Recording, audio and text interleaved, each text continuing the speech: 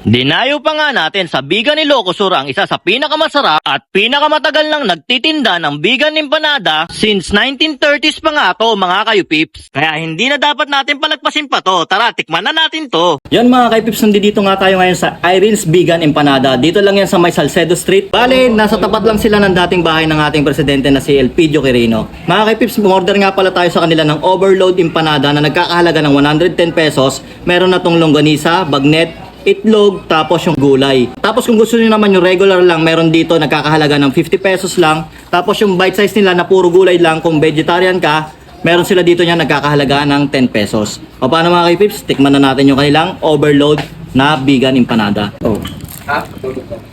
Uy. Bali malasado pala islog nila dito mga kaypips. Ayan o. Ito yung laman o. Yun o.